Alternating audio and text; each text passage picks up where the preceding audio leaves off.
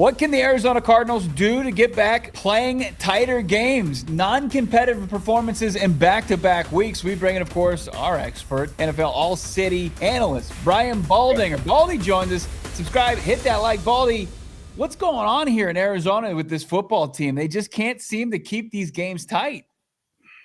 Well, I mean, it was uncompetitive, but the players didn't compete. Like if you just compare, say, two plays, Juwan Jennings going for a ball in the air, like it's the most important thing in his life to make sure that that ball's not intercepted. Brock Purdy's putting it up there. And then to see, a guy like Higgins just let Deommodore Lenoir just jump right in front of him and take the ball without, like, they're not even competing up there, and then, I thought Kyle Shanahan did a great job of just game planning, Kittle on Akeem Davis-Gaither for a touchdown, McCaffrey one-on-one with Cody Simon. I mean, they got them matched up, and those guys, they couldn't handle that assignment. But, I thought the design of some of the plays were really good. But you would have thought that they would have tried to heat Brock Purdy up. Hadn't played in 7 weeks. Like, I thought he would be a little rusty, and maybe Mac Jones was I don't know. Like, he couldn't have played any better than what he played. Let me ask you this, Baldy. Let's step away from this game real quick and just talk big picture. Is there a possibility that this team has never recovered from the DeMercado fumble? Like, people put that notion out there, similar to like the Bears and the Hail Mary last year. I mean, like, sometimes you see it with these teams where something like that occurs and it just kind of, I don't know, puts a linchpin in the entire season. Is that something that could be a play here? It could. I don't know, because I'm not in the locker room. It could. But, we're ultimately taught to live in 7-day life cycles and to flush it. I mean, whether you win or you lose, 24 hours, you forget about it, you move on. I mean, that's the coaching point always. And so while there can be a hangover effect from a play that should have won the game, lose the game, and all that, like and then sort of the tailspin that has resulted. I mean, you could look at that and say, okay, maybe, but I that's not the way coaches talk or think. And good players don't think like that. So I just, it could be possible. Maybe it's a, bad chemistry or whatever. And that could have stirred it. But I don't believe coaches and players think like that. When you see efforts or lack thereof, like we did on Sunday, when you get into the 7-day and flush it type of mentality, like what's the path out of this? Is this a team that is just riddled with, bad habits that it's just never going to click? Or is there something that they can do, this week against Jacksonville and then stack those weeks on top of each other? Or is it just, are they going to be a bad team for 2025? I mean, there's always, life can change in an instant. You can stop any bad habit in an instant, but it has to be a collective effort all the way around. And we've seen teams, at 3-7 go on a 6-game win streak. We've seen it and get to the playoff. I saw Washington do it years ago. I mean, it can happen. Jacksonville is they're not a great team, but they've got a winning record and they have a formula. They ran the ball 47 times last week. Like, they ran the exact same freaking play, split zone, like to the left and to the right. And the Chargers never stopped it. And they just kept running it. I mean, they ran 3 plays and they ran it from 3 different running backs. The quarterback's not going to win the game for him. Like, he's just not built like that. And we've seen enough. But they can run the ball and they could probably take the ball away. So that has plagued the Cardinals here in these last 2 games, these blowout games. The turnovers have plagued them. But, they got to stop that, and they better be ready to stop a running attack that's pretty good. Liam Cohen knows what he's doing when he's building this. They're not great players up front, but they play well together. And this rookie running back, Bashal Tutin, is a handful to tackle. Like, the Chargers had a lot of trouble with him. What have you seen from this defensive line for the Cardinals that on paper should be better? Yes. Sweat's got 9 sacks. Walter Nolan is flashing. You got Calais. You've got Dalvin Tomlinson. Darius Robinson's playing. I mean, they have bodies here. Is it like, is the back 7 not tackling well enough? Is the front 4 not penetrating well enough? Like, what's the answer here? Because I think I'm not confused by what I see offensively because of the situation with Kyler Murray, and we've talked about Drew Petzing ad nauseum. Where I'm frustrated, Baldy, with a lot of Cardinal fans is this defense is more or less healthy. What's the deal here? Year 300 JG. I thought they got handled up front. I mean, I know McCaffrey didn't run for a high average, but they ran for a lot of yards, and they didn't affect the quarterback. Yes, Josh got a couple sacks, but I didn't see, like, they're not affecting the game. You know, it's one thing to get 9 sacks, but, you know, is the ball getting on the ground? Are you recovering it? Are they changing the game? I mean, you can overcome a 5-yard sack. I mean, the 49ers are built to do that the way that they play. That doesn't set them back. Other teams, it does. The 2nd and 15 or 3rd and 12, it sets teams back. The 49ers, you know, they're going to be in attack mode. But I haven't seen them change the game, and that's what they were brought in to do. Josh is having a good season statistically. He's a good player. But I haven't seen them – I haven't seen, like, free hitters coming to the quarterback where the quarterback's got the ball on the ground. Brock Purdy's putting it up in the air. I thought Max Melton could have had an interception easily down the field, and he dropped it. I mean, he made the right break on the ball. He didn't make the play. They're not making plays right now, and making plays is what is the spark to any turnaround. Is you got to make the plays and sustain that playmaking ability. The 49ers made plays that they haven't made a lot of. Honestly, they haven't had a lot of interceptions. They got 2 in this game because the receivers.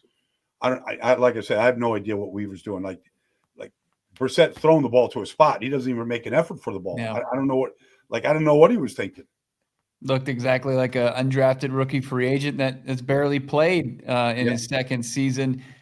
Before we get to the offense and maybe where they can kind of build off some things, like it's been an eerily quiet season for Budda Baker. What in your film kind of analysis have you seen from Budda? Is there anything different? You know, I was actually wondering the same thing watching this game. Just because he knows the 49ers. Like, he knows he should know exactly what's coming at him. The play action passes, the wide zone. Like, he knows this team. But the thing that Budda's always been good at, first of all, he's always been a great hitter. You know, like he sells his body out. Like, that's always kind of amazed me. But the thing that he always was able to do was he had this freelance ability to kind of, whether it was like he just had that freedom to do it or he just had the instincts to do it. Like, he just made plays behind the line of scrimmage. Like, he was beating the ball carrier to the spot. Like, he's always been ahead of the play. And you didn't see any of that the other day. In fact, he seemed kind of invisible. And that's difficult. That usually you never see that from Budda. I'm agreeing with you. Like, I don't know if it's just natural slowdown, but I always thought Jalen Thompson and Budda were a really good tandem of safeties, and I didn't see either one of them make a big play in the game. Looking on the offensive side, and try to stay positive here. The Jacoby Brissett line is absurd, 47 of 57. You never want to throw the football that many times. He sets a completion percentage record for a game of that many attempts. That being said, Michael Wilson, his emergence, 185, most yards by receiver this year. I think, can we chalk this up as just hasn't been getting enough opportunities, and when he does, he can perform like this? What's your assessment of the third-year receiver? Well, I mean, he was the one guy that, you know, made a lot of plays. You know, I mean, that's not a good pass rushing defense right there. They're not going to pressure you. They're not a big blitz team. They didn't need to. They had control of the game. So, you know, they had time to make the throws. It's not a – I mean, you look, I mean, they go from Fred Warner at middle linebacker, who's all-world and one of the best players in the league, to a guy, Tatum Bethune, who played really, really well. He got hurt in the first quarter. And they bring in Curtis Robinson, and you would have thought he was Fred Warner. Like, they made these guys look great. I mean, I've seen Curtis Robinson play. I didn't know he could go get 12 tackles. But, you know, Michael had a good game. He had time. The sequence in this game, though, bothers me. Like, it's a 19-10 game, and there's 2 minutes to go, and you know what's going to happen. I mean, field goal, interception, field goal, second half, stop, field goal, interception, touchdown. Like, the game just got away, and literally within like a block of time of like 12 minutes. In fact, I haven't seen this at all. They kicked 2 field goals in less than a minute apart. They kicked 2 field goals. Like, you know, like they gave them that field goal at the end of the half with a second to go. They literally gave him the opportunity. Like some of that stuff just bothered me. And so, yes, it's 35-10. You're in garbage time. You're making a lot of these throws like that. You can start adding some statistics to that. Yeah, I mean, they're chasing points, it feels like, every game, but it's not like they don't have opportunities in both of these contests to cut it to one score. Yep. I mean, 17 penalties, and one of those was open in the second half. They had a 60-yard run that's negated by it from a holding penalty on a tight end. It's the ultimate frustration, I think, for a fan trying to watch this. So, what does it come down to? And I know we tried to pinpoint it a little bit. We've been trying, but as far as, is it just a lack of focus on the details? Is it motor? Is it a combination of all of it? It's a perplexing question, honestly. Yeah. And I'm sure any diehard Arizona Cardinal fan is wondering the same thing because they have better talent. They have better talent than what the record says. I don't care what anybody says about the roster. They have better talent. They should be more competitive. That 49er team has been derailed all year long, and they've got 7 wins. Nobody has had more losses of great players, and I mean they're still finding ways to win games, And at some point you got to figure out how to win the game, and you can't. Whether it's the penalties or the turnovers, eventually you have to stop it. You just have to put an end to it. And I think the penalty that you talked about was that on McBride. It was on Farrell Brown. They just elevated. Oh, Farrell Brown. It was on Farrell. Yeah. That's right. Yeah, he's a blocking tight end. I didn't really agree with the call. Like I saw the end of the play, what they saw, but it wasn't a hold. But it happens, Like when it's going bad, it feels like it's it's pouring outside. We feel like Jonathan Gannon's poised to get another year. They want to let him correct this. It sounds like, assuming that they don't have a bunch of these to end the year, Baldy.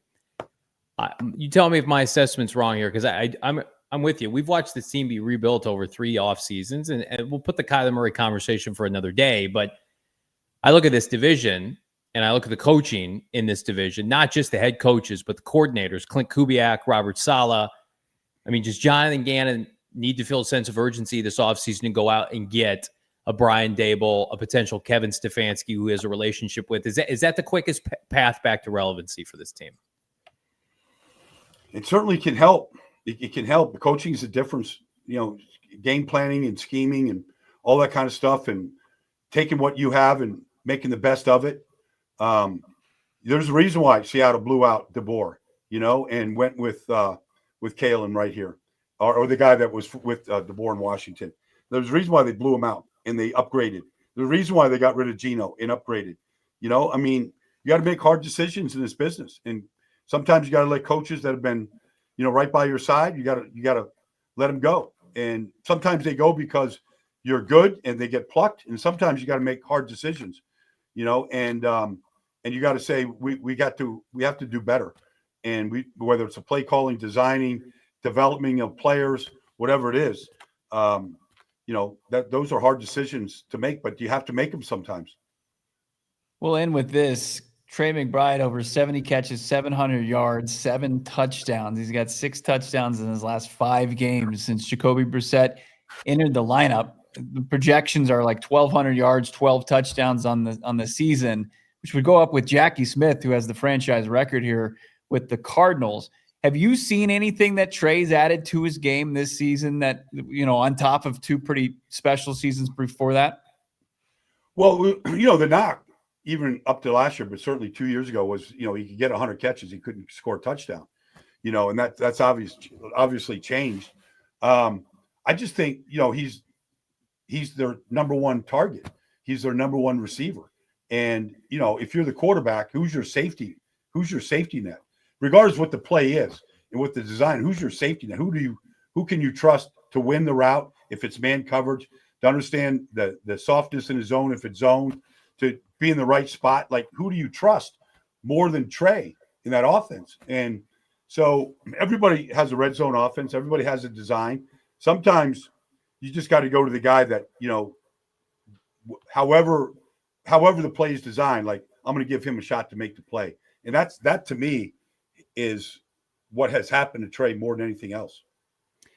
Obviously, helps that they've opened up this passing game with Jacoby Brissett. That does not hurt either. Baldy, where are you headed this weekend? I'm going to Kansas City. We'll see what Kansas City can win a game. They got the Colts coming to town, coming off a bye week. Oof. We've got the leading rusher coming into Kansas City. We'll see if they can contain Jonathan Taylor. Not many people have. I'm looking forward to seeing a real good game.